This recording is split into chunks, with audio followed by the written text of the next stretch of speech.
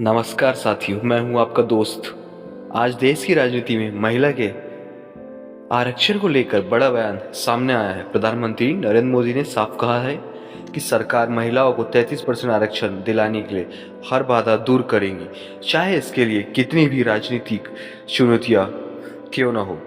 दरअसल यह बयान उस समय आया था जब संसद में महिलाओं के आरक्षण को जल्द लागू करने से जुड़ा एक महत्वपूर्ण संशोधन बिल पास हो पाया। इसके बाद प्रधानमंत्री ने करीब 30 मिनट का राष्ट्र के नाम संबोधन दिया और देश की महिलाओं से माफी भी मांगी। भारत में महिलाओं को लोकसभा और विधानसभा में 33% आरक्षण देने के लिए वुमेन रिजर्वेशन लॉ पहले ही पारित हो चुका है, लेकिन इसे लागू करने के लिए सीटों की संख्या बढ़ाना और परिसीमन से जुड़ी प्रक्रिया जरूरी है। सरकार इस प्रक्रिया को जल्द लागू करना चाहती है ताकि 2029 में आम चुनाव तक महिलाओं को आरक्षण मिल सके, लेकिन संसद में लिए गए संशोधन प्रस्ताव को आवश्यक 2/3 बहुमत नहीं मिल पाया। आपने संबोधन में प्रधानमंत्री मोदी से कहा, मैं देश की माताओं बहनों से क्षमा मांगता हूं, लेकिन मैं विश्वास दिलाता हूं कि महिलाओं के आरक्षण के रास्ते में आने वाली हर बाधा को हम हटाएंगे।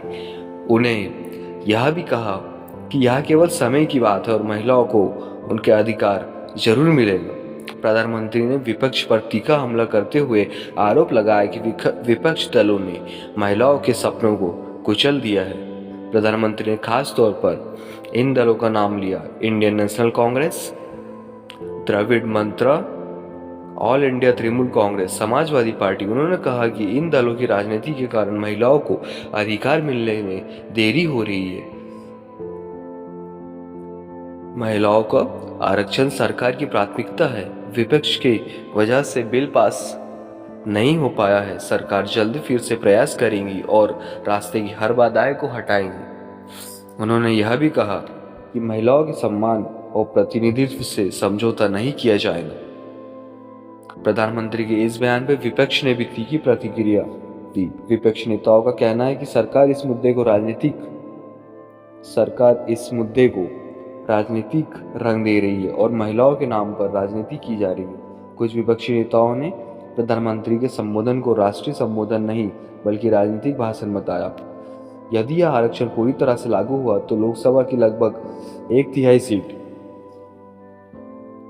महिलाओं के लिए आरक्षित होगी। राज्यसभा विधानसभाओं में भी 33% सीटें महिलाओं को मिलेंगी। देश की राजनीति में महिलाओं की भागीदारी ऐतिहासिक रूप से बढ़ जाएगी। सरकार का दावा है कि इससे देश में महिला सशक्तिकरण की नई शुरुआत होगी। इस पर संकेत दे दिया है कि सरकार इस मुद्दे को छोड़ेगी नहीं। उन्होंने कहा, यह सिर्फ समय की बात है, महिलाओं को उनका अधिकार जरूर मिलेगा। इसका मतलब कि आने वाले समय में सरकार फिर से संशोधन बिल ला सकती है। यह नई रणनीति के साथ इस कानून को लागू करने की कोशिश करेंगी। तो कुल मिलाकर महिलाओं के आरक्षण को लेकर देश की राजनीति फिर एक बार गर्मा गई है। प्रधानमंत्री ने जहां इसे महिलाओं के सम्मान का मुद्दा बताया, वही विपक्ष राजनीति ने इन्हें रणनीति बता रही है। अब देखना होगा कि आने वाले दिनों में संसद में इस मुद्दे पर क्या नया मोड़ आता है। धन्यवाद। मैं आपका दोस्त बॉबी ओमकार। ऐसी वीडियो देखने के लिए मेरे चैनल को लाइक, शेयर और सब्सक्राइब जरूर कीजिए। मिलते हैं नेक्स्ट वीडियो में। जय हिंद, जय भारत।